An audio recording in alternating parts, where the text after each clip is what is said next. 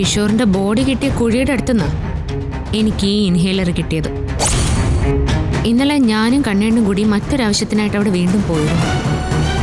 അപ്പോഴാ ദൈവം കൺമുന്നിൽ എത്തിച്ചതുപോലെ ഇതെനിക്ക് കിട്ടിയത്.